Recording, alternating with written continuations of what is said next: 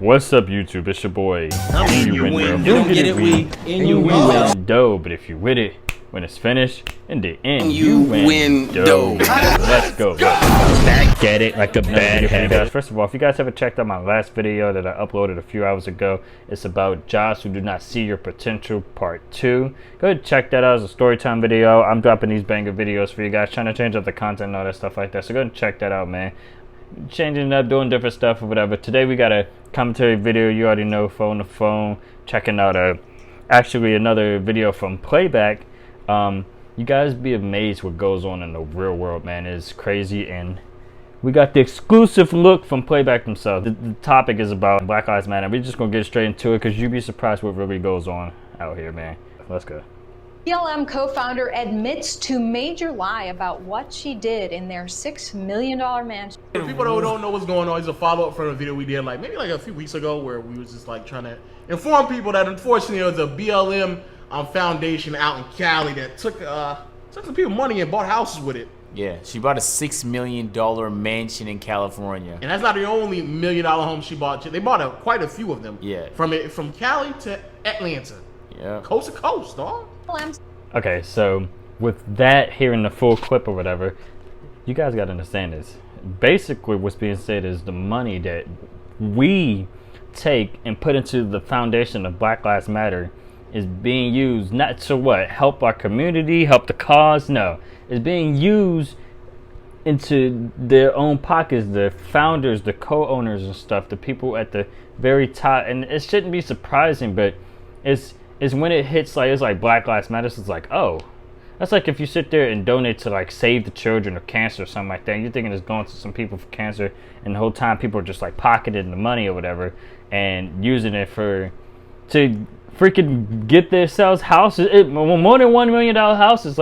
It's not just they trying to create a foundation for themselves, but they're literally taking that and getting $1 million houses. It's half of us out here don't that money could have went to a community and stuff like that. It's crazy. And then if you didn't know that this is a non-profit organization, so they use that as a tax write-off. So that's how they get that's just crazy. So it's a tax write-off that they take your money and it's used for that, but it's a tax write-off. So it's technically that's how they don't have to really pay for put towards taxes and stuff. Normally you get paid for something, you got to take that money and put it for the IRS, but not if it's a tax write-off, a donation kind of situation. So that's crazy. Co-founder Patrice Cullors admitted that she lied about using the group's $6 million mansion for for official business on Monday. And then she says she uses the mansion for official business.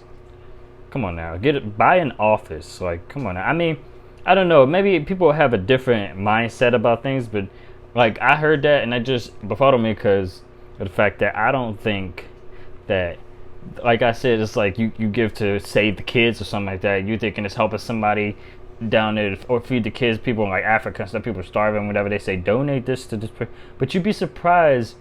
I actually just learned that even when you go to these restaurants and stuff, people say, would you like to donate $1 to? Did you know some of the companies actually use that as a tax write-off as well? That most of the time they already done donated, they already done did their portion towards that cause, and they're trying to collect back from you, and they got their tax write-off for what they did, but then they're getting extra pocket stuff from when you give the company money, because that's going back into the company. It's not going towards the cause directly. It's not. During an interview with the Associated Press, she said that she used the $6 million house in LA, purchased with BLM cash in October 2020, for her own uses 2 separate times. Take a look. You talk a bit about how and who decided the property meets the stated mission of the foundation. We looked at commercial buildings, we looked at, homes. Co-founder. And then I'm not gonna allow her to sit here and try and tell me why a $6 million home is somehow within the stated mission of the BLM organization. Oh my God. I don't believe you. Especially when, and just FYI, like we said before, she bought other homes. So it's not as if like she didn't have a home to live in. She bought other homes. And she was putting them in her family's names to hide them. So she already had a home to live in. She just kept buying homes over and over and over again. That she already had a home. She had a place to live. So it's not like she's trying to, she's out on the, or she's just trying to better her family, kids, stuff like whatever. She had a home. She's buying more than $1 million home with this money and stuff like that. And it's like, and I believe I heard, if I'm not mistaken, that this is not the first time she got caught doing this. So she's just constantly just doing this, and people just, like, we giving them money for these causes and stuff, thinking it helps, and sometimes it does. But then when you find out the behind the scenes of what's really going on, it's crazy. This is why I sit there, like, you see and you hear how the community needs help with this, that, and the third, and you wondering why communities be struggling and stuff like that, and why no one helps the community and stuff like that. Then you look and you find out that they done went and helped themselves. And I'm sure, like, people always get the notion, like, yeah, treat yourself. Like, okay, fine, whatever. Like, you work hard, treat yourself kind of situation and stuff like that. But, like, nah, man, it's not the same at all. I told you, it's like when you send money to, like, homeless people, like something you think is going directly to them to benefit them, and it turns around that the people you gave it to kind of just using it for themselves and their own beneficial gain. It also has a sound stage where you could do podcasts and you could do live. You know how much it takes to build the soundstage, Lo? Bro, $25,000. Come on. In the backyard. Did you ever receive a salary from the foundation when you were involved, either in the early days or before you left? No, I never received a salary from the organization, but I did receive consulting dollars. This bitch. Bro, she's sitting here playing semantics. Yo, she playing semantics with your donated money, nigga. Let's be clear what she's doing right now. You're consulting the organization you run? What the fuck are you talking about? You're consulting? That's your job, is to run it. Why are you when you hire an executive, bro? Nigga. When you hire an executive, you can give them different types of shares. And there's like a legality. There's a reason why you might want to give them consulting shares. Like, what she's doing is fucking playing semantics. You're not tricking me. You don't consult for a business you run. And let's be clear. Consult for a business. When you're running a nonprofit organization, theoretically speaking, it's for nonprofit. So yes, the people who run it have to receive some form of money, because if they're not financially benefiting from it, like, how can they survive while committing so their she life could to just it? say yes. So she could just say yes, and actually, technically speaking, it will be fine. You know why? It'll be fine, because that happens for every nonprofit. The problem that I think he's trying to like press on is like, okay, so you're telling me you were actually making money from them, like every other person who works for someone who gets a salary, and then also you still benefited to the tune of earning a house as well. What a fraud. This shit bothers me, bro. Because it sours the taste for everybody else who actually wants to do good. When news broke about the house, an internal BLM memo circulated, mentioned trying to kill the story. It said, quote, "Can we kill the story?" They changed it to, quote, "Our angle needs to be to deflate ownership of the property," the magazine reported. At the time, callers called the media hits surrounding the house purchase racist and sexist. I hate this year. Oh, I hate the people that live this year. Bro, I just hate it all, man. Why do you just get to put labels on people? You're a fraud. Let me put a label on you, you fraud. Yeah, you run around calling people this, that, the third. They were right. They were literally right. You raised $150 million, and you thought that like 5% of that belonged in a house for you in cash. Man, like, fuck that shit. I don't. It's so. And what's crazy is people like her don't even understand the damage that she does to other movements who are actually trying to make something happen. It's so crazy. Or if she believes that, if you genuinely are crazy enough to believe like everybody does $120,000 in consulting fees and $6 million homes, there's a lot of people that work for your organization that do great things for black families that are probably struggling, but they're not getting $6 million. You are. You're not giving them any homes. You're buying yourself 5 to 6 of them bitches. You're dispersing it amongst your family. Like, you're not helping black people by helping yourself. You're helping yourself.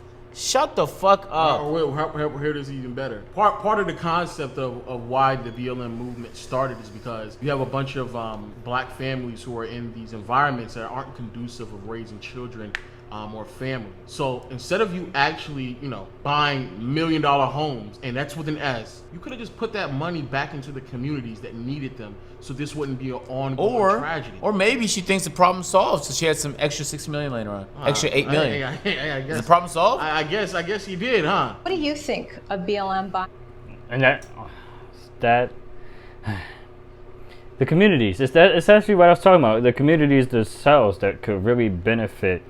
Communities are struggling and stuff like that. Like, there's people out here struggling and stuff, and we doing the best that we can. We sit to be like, you know what, I'm gonna donate to a cause that I believe in, take my own money out of my pocket, donate to a cause. But just like you're literally giving somebody like $50 and saying, here, take my money, you can have it, I don't want it.